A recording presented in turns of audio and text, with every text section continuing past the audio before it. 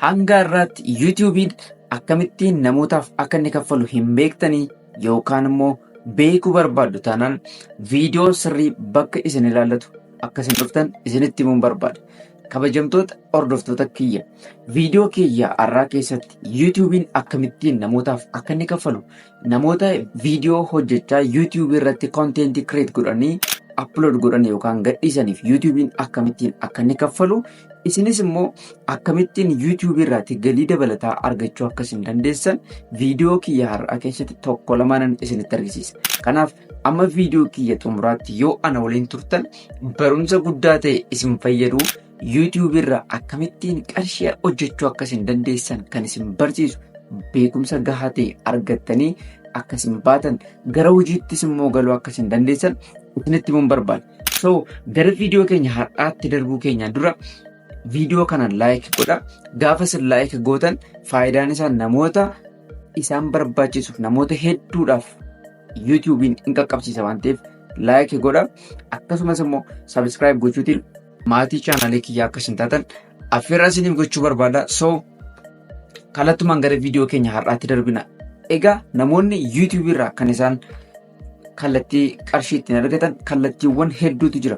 Namni tokko YouTube irraa qarshii argachuu yoo barbaade kan inni gochuu qabu inni jalqabaa yaada qabaachuu qaba. Yaada akkamii yookaan immoo viidiyoo akkamiitiin dhufuu akka inni qabu. Egaa namoonni viidiyoo gadhiisuutiin akkaataa isaan ittiin kaffaltii argatan yookaan immoo kaffaltii YouTube'n namootaaf kaffalu keessaa inni jalqabaa AdSense dha yookaan immoo YouTube AdSense yookaan Ad Revenue ka jennuun. Kun immoo namni tokko YouTube chaanaalii erga banatee booda kaffaltiin inni AdSense irraa argatu kan inni aktiivii ta'u minimamii wanta irraa barbaadamu jira. Dhaabbanni YouTube kan inni namoota YouTube chaanaalii banatanii hojii jalqabaniif yookaan viidiyoo gadhiisuu jalqabaniif irraati kan inni barbaadu jira. Kunis immoo minimum requirement ka jedhamee kan taa'ee jiru standardiin jira. Standardiin kuni simply watch hour 3,000 fi subscriber 500 barbaadama. Ammatti update malee dura watch hour 4,000 sa'aatii 4,000 fi subscriberota 1,000 isin barbaachisa.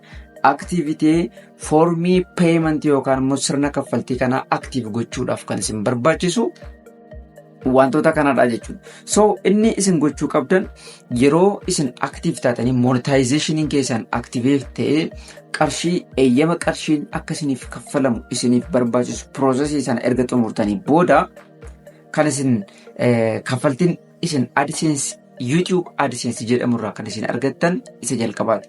Inni kun egaa YouTube'n erga viidiyoon keessan activate yookaan monetization keessan erga raawwate booda kan inni isinii kaffalu YouTube viidiyoo isin feetan irratti beeksisa galcha. Beeksisa galchuutiin promotionii dhaabbattoota garaagaraa hojjeta waan ta'eef isarraati isiniif kaffala jechuudha. Namoonni baay'een kaardii irraa akka inni waan teelee irraa kaffalee walitti qabeenyuuf kaffalutti yaadu waan ta'eef isa kana ifa gochuu waan barbaadeefan. So kun immoo CPM wanti jedhamu jira yookaan immoo namni kumni tokko yoo isin ilaale fakkeenyaaf niichii isin irra jirtan YouTube'n keessan waa'ee business yoo ta'e kaffaltiin inni kaffaluu fi YouTube'n keessan waa'ee entertainment yoo ta'e kaffaltiin inni kaffalu tokko miti. Kanaaf niichiin yookaan seektarri isin irratti viidiyoo hojjettan murteessaadha. Akkasumas immoo biyyi isinitti YouTube keessan bantanii yookaan hojjettanis kaffaltii isin argattan irratti dhiibbaa guddaa qaba jechuudha. Kanaaf Itoophiyaa keessa namoonni jiran baay'ee argachuu dhiisuu danda'u. Haa ta'u garuu immoo namoonni Itoophiyaa keessa ta'anii biyya alatti viidiyoo hojjetamu yoo qopheessan viidiyoo daawwatamu yoo qopheessan galiin isaan argatan akkuma kana ol ka'aa deemaa jechuudha. So kaffaltiin inni jalqabaa YouTube Ad Revenue yookaan immoo AdSense ka jedhamudha jechuudha. Inni lammaffaan YouTube Short Bonus jedhama. YouTube Short Bonus ka jedhamu kun immoo viidiyoon isin hojjettan YouTube irratti viidiyoon isin hojjettan sekendii 60 isaa gadi ta'e yoo vaayiraalii ba'e sekendii 60 fi isaa ol ta'e isaa gadi ta'e yoo vaayiraalii ba'e viidiyoon keessan view baay'ee yookaan immoo nama viidiyoo keessan daawwatu baay'ee yoo argate YouTube'n kaffaltii YouTube Short Bonus jedhamu isiniif kaffala jechuudha. Kun immoo kaffaltii sirrii ta'e kaffaltii cimaa ta'e isin argamsiisuu danda'a yoo continuously yoo isin hojjettan YouTube viidiyoo daqiiqaa tokko fi isaa gad ta'an creativity kan qaban akkasumas immoo viral ba'uu kan danda'an namoonni baay'een akka daawwatu kan ta'u yookaan immoo namoota hedduu bira kan qaqqabu yoo ta'e viidiyoon isin hojjettan YouTube short bonus kan jedhamu kaffaltiin gosti lamaffaan jira jechuudha.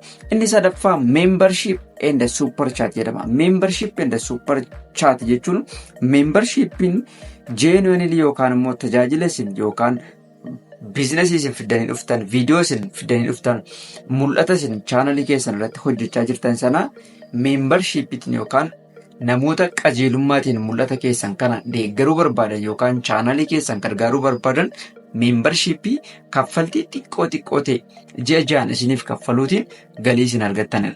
Kun iffartii guddaa barbaaduu danda'a.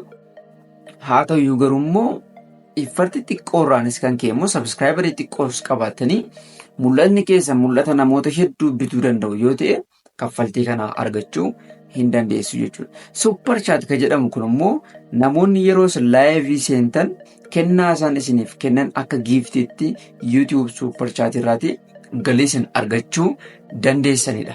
Kanaaf kaffaltii namni YouTube irratti hojjetu inni argachuu danda'u inni sadaffaa membership and super chat kan jennudha jechuudha. Egaa inni afuraffaan inni kaffaltiin inni afuraffaan affiliate marketing and sponsorship. Affiliate marketing and sponsorship kan jennu kun immoo namoonni YouTube irratti hojjetan wajjiniin kan wal qabatu yookaan immoo content isin hojjettan wajjiniin kan wal qabatu. Anama fakkeenyaaf content businessii technology fi personal development wajjiniin wal qabatan kanaan hojjedhu waan ta'eef dhimmoota kana sadan wajjiniin waan wal qabatu wajjiniin kan dhufu affiliate marketing hojjechuu danda'a jechuudha. Kanaaf yeroo naan viidiyoo hojjedhu linkiiwwan product gurguramuu danda'an kamiyyuu yeroo naan viidiyoo kiyyatti upload godhu namoonni linkii sanaan seenanii gaafa isaan product naan upload godhisan yookaan tajaajilan upload godhisan namoonni gaafa bitatan galiin argadha jechuudha. Kanaaf kaffaltiin nuti argannu inni afuraffaan affiliate marketing and sponsorship. Akkasumas immoo dhaabbanni viidiyoo nuti hojjennu wajjiniin wal fakkaatu. Fakkeenyaaf namni dhimma fayyaa irratti viidiyoo hojjetu hospitaalli yookaan kiliinikoonni dhuunfaa dhaabbattoonni dhimma fayyaa wajjiniin wal qabatu product akka kanaa qaban dhufanii sponsora nu godhu oomisha isaanii beeksisna jechuudha. So akkaataa kana kaffaltii nuti argachuu dandeenyu inni afuraffaa sponsorship and affiliate marketing jenna.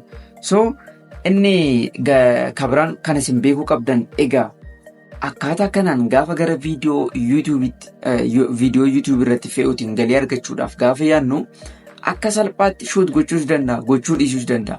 Garuu immoo progressii sirrii ta'e goone taanaan hojii keenya itti fufnee taanaan galiin nuti argachuu qabnu yeroo isaa eegee hin dhufaa jechuudha. Kanaaf kan isinirraa eegamu small steps guyyaa guyyaatti hojjechuun isinirraati kan eegamu ta'a jechuudha. Egaa filannoon keessan isa kamidha? Yeroo hundumaa viidiyoo namaa ilaalaa yeroo keessan gubuun keessan erga hin hafne maaliif YouTube irratti viidiyoo keessan hojjechaa galiin argattan? Maaliif kaardii keessan gubduu? Maaliif immoo yeroo keessan balleessitu? Maaliif fayyaa keessan qisaaseessitu? So YouTube irratti viidiyoo mataa keessanii beekumsi isin bira jiru nama kan bira hin jiru. Isa kanaaf beekumsa sana gurguruutiin karaa qajeelaa ta'e YouTube irratti viidiyoo upload gochuutiin kaffaltii bareedaa ta'e jireenya keessan jijjiiruu danda'u akkasiin argattan ofitti amanee isinitti himuun barbaada. Isa kanaaf viidiyoo upload gochuutiin YouTube irratti gadhiisuutiin galii akkasiin argattan isin jajjabeessa jedhee yaada. Yaadaaf gaaffii yoo qabaattan koomentii irra naaf kaa'aa, subscribe gochuu hin dagatina. Amma xumuraatti waan na dhaggeeffattaniif waan na hordoftaniif galatoomaa isiniin jechuu barbaada. So viidiyoo keenya itti aanuun kanan dhufu akkamittiin viidiyoo vaayiraalii ba'uu danda'u akkamitti hojjechuu akkasiin dandeessan viidiyoo namoota hedduu bira qaqqabuu danda'u viidiyoo view baay'ee argachuu danda'u akkamittiin qopheessuu akkasiin qabdan immoo viidiyoo itti aanuun kanan isiniif qopheessu ta'a. So viidiyoon keenya irraa kana fakkaata. Maal jaalattanii gaaffii yookaan immoo yaada keessan koomentii irratti na beeksisaa. Turtii gaarii isiniif haa ta'u.